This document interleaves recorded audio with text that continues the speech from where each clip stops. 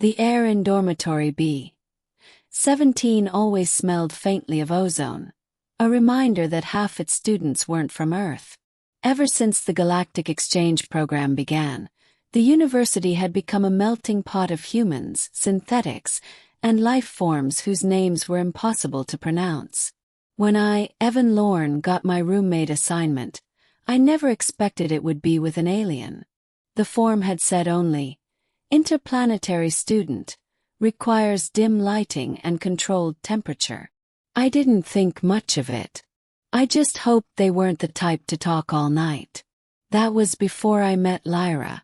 She arrived late at night, wearing a hood and gloves that shimmered faintly under the corridor's blue lamps.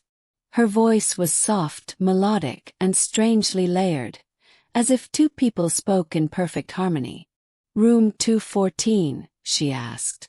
"Yeah, that's me," I said, offering a hand. She hesitated before shaking it. Her grip was cool, light, almost weightless. She immediately moved to her side of the room, adjusting the curtains to block the sunlight and setting up a small spherical device that hummed quietly, filling the air with a faint silver mist. "Is that air conditioning?" "Yes. It's for comfort," she said simply. "My species prefers a certain atmosphere." I nodded, pretending to understand. For the next few days we lived like quiet strangers. She was polite, careful, and reclusive. She wore her hood even indoors, even when she slept. At first I assumed it was a cultural thing, until the morning I made a mistake that changed everything. The morning accident. It was finals week, and I'd been pulling all-nighters. That morning I woke up late, bleary-eyed, and stumbled toward the shared bathroom, forgetting that Lyra always locked the door from the inside when she used it. Except this time she forgot. I pushed the door open, yawning. "Hey, sorry, I just need my..." Froze. Lyra stood before the mirror, her hood off for the first time. Her silver hair flowed like liquid starlight, shimmering with microscopic colors that shifted as she breathed. But her face wasn't fully human. Her skin glowed faintly with bioluminescent veins, tracing delicate patterns across her cheeks. Her eyes were enormous, deep violet pools without pupils, reflecting me like a mirror. For a heartbeat, neither of us moved. Then she gasped, covering her face with both hands. The mist generator in the room flared brighter, releasing a cloud of silver vapor. "Get out," she cried, her voice layered and sharp. "Please." I stumbled backward, slamming the door shut. My heart pounded. I hadn't meant to invade her privacy, but now the image of her luminous face burned behind my eyes. The silence. For 3 days, Lyra didn't speak to me. She avoided eye contact, wearing her hood even tighter than before. Every night, the silver mist in her corner grew thicker. The hum of her device was louder, too, like a wall between us. Guilt gnawed at me. Finally, I left a note on her desk. "Sorry. I didn't mean to see. You can trust me." That night, she finally broke her silence. "I am not angry," she said softly. "Just afraid." I looked up from my desk. "Afraid of what?" "Of being seen for what I am. Your kind reacts strongly to difference." "Not me," I said. "I mean, sure, I was surprised, but you're kind of amazing." She tilted her head. "Amazing?" "Yeah. Your hair, your eyes, it's beautiful." She blinked, uncertain. "Beauty is not something my kind values. We hide our faces on other worlds to avoid fear or fascination." Something in her tone made me realize how lonely she must have been.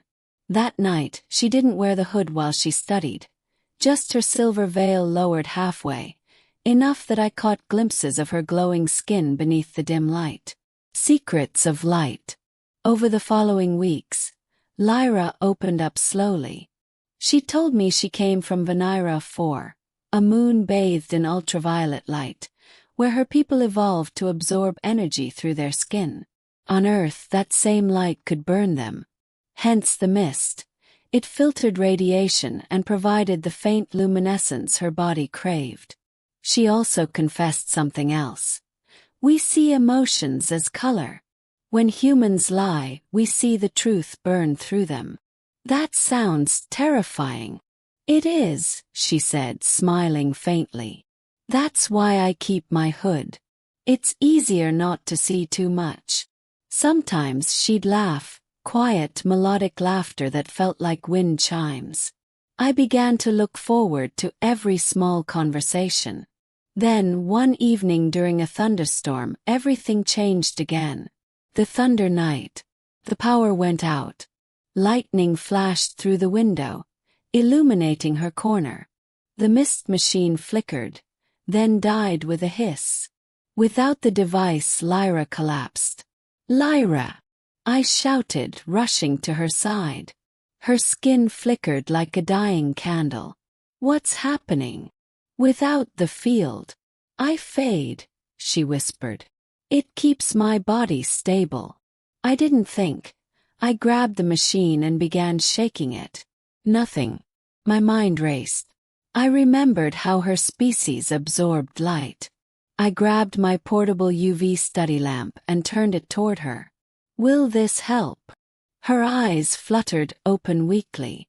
Maybe. I switched it on and soft violet light filled the room. Slowly, her breathing steadied. The veins on her skin began to glow again, faint but steady. When she looked up at me, her hood had fallen completely away. For the first time, she didn't reach to cover her face. You saw me again, she said quietly. Yeah, I said, smiling. And I'm glad I did. Her lips curved into something that was almost human. Perhaps. I do not need to hide from you. The unveiling.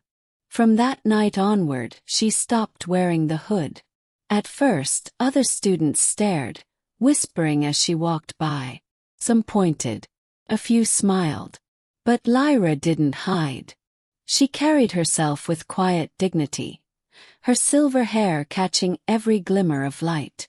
One afternoon, as we sat outside the library, she looked at me and said, On my world, showing your true form is considered an act of trust. You helped me find courage. I just fixed a light, I said. No, she replied softly. You saw me and didn't turn away. I didn't know what to say. The way she looked at me made my chest ache in a way I couldn't quite explain. The goodbye. The semester ended too soon. On her last day, Lyra stood by the shuttle bay, her silver mist generator packed away. The sunlight bathed her in gold, yet she didn't flinch anymore. I'm returning home, she said, but maybe I'll come back. There is much your world has taught me. And what did it teach you? Yes. She smiled, a real luminous smile. That sometimes it takes being seen to truly exist. As she stepped onto the ship, she turned back once, the light shimmering across her skin like stars in motion. And I realized that, in one accidental moment of awkwardness, I'd witnessed something extraordinary. Not just the face of an alien, but the courage it takes to show who you really are.